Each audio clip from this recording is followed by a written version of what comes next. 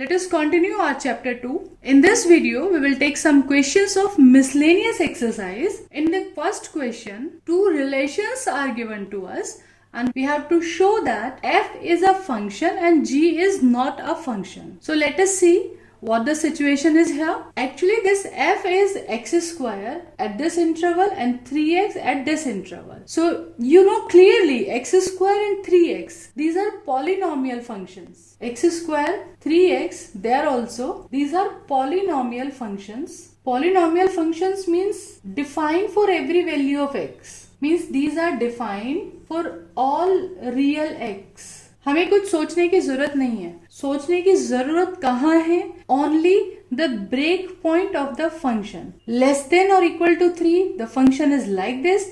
Greater than or equals to 3, it is 3x. So at this point 3, x is equals to 3. The function is defined like two ways. दो तरह से define किया हुआ है. One is x square, one is 3x. So we need to check the value of the function at x is equals to 3 only. Okay, according to this function, according to this function. So let us calculate f3 according to first one, that is 3 square, 9. And according to second one, f3 is 3 into 3, 9. Oh, our tension is reduced. According to both the functions, at x is equals to 3, the value is 9. So it is a function. Means for 3, you are having only one image. According to two expressions, value of the fx is same. Okay. So it should be a function. Only at the break point we need to check it. Now check for the another relation.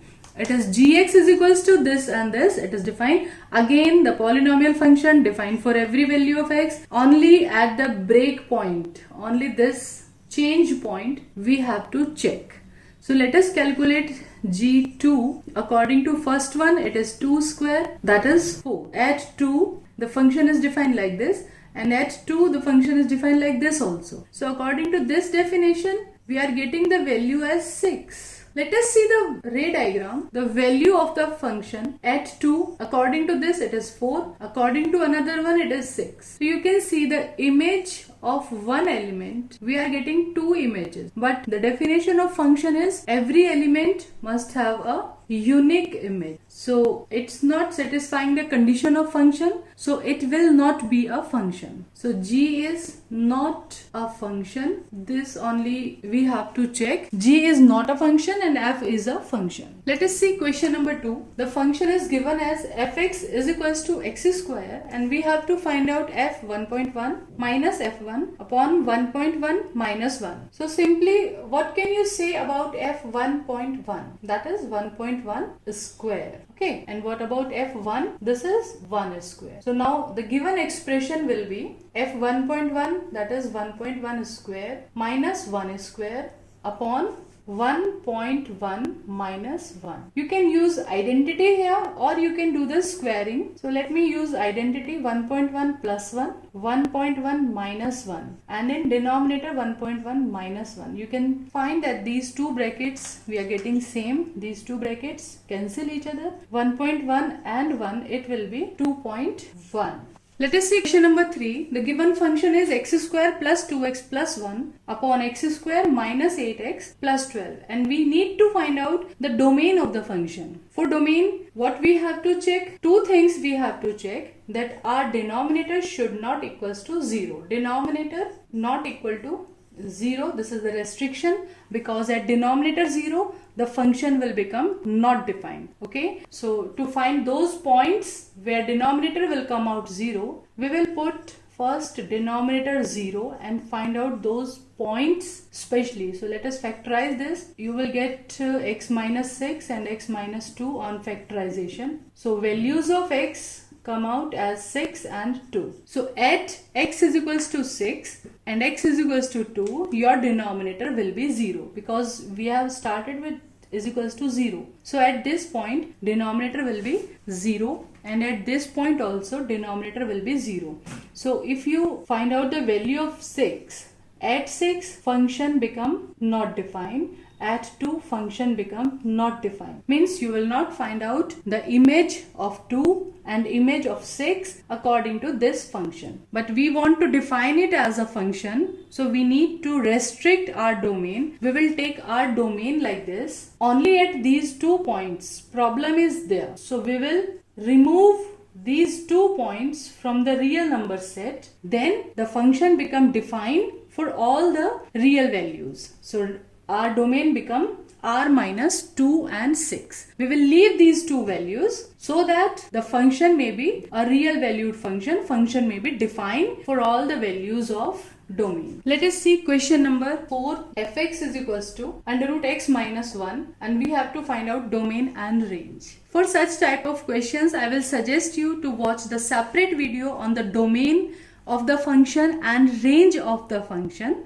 So these concepts will be very clear to you. So we are having only two things. Once for the domain, once the denominator should not equal to 0, and second thing, for real valued function, the expression inside the square root must be always positive. Okay, so for real domain, your x minus 1 should be greater than or equals to 0. You can write for real domain, so x must be always greater than or equals to 1. This is the only condition for domain this time, because only square root function is there in numerator. Okay, in numerator, remember this thing. And if the question is like 1 upon under root x minus 1, then you will check both the situation. The first one, denominator should not equal to 0, and second one, expression inside the square root greater than or equals to 0. According to these two situations, we will find out the domain. But here the question is only in numerator, so we will check for this situation only.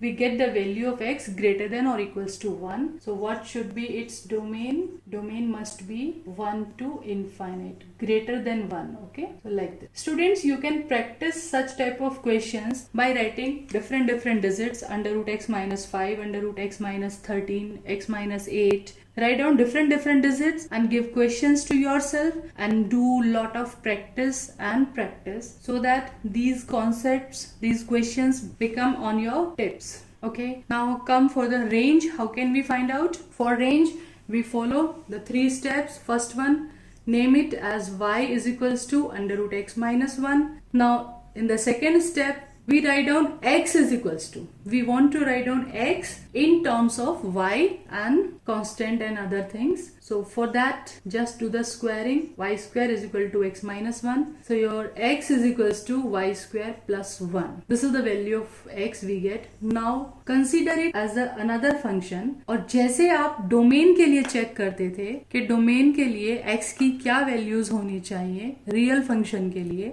in the same way for this function आप y की क्या value लें कि ये पूरा overall it should be a real function. ये सब real number आना चाहिए. ऐसी y की कौन सी वैल्यूज हम ले सकते हैं. Okay, so you can see here clearly that x is equals to y square plus 1. Neither here denominator is we are getting and nor there is a square root sign. Okay, so according to this expression, according to y square plus 1, y can attain any real number. ठीक है, according to this situation for real x, y can be minus infinite to plus infinite according to this situation. Okay, for all the values y is defined. But once you got y from this expression, that we can take any value of y to get a real x. Once you go to the initial question, you are calculating the values of y. Okay, now check the function of y. Y is equals to root x minus 1. Y is a square root function. Okay, so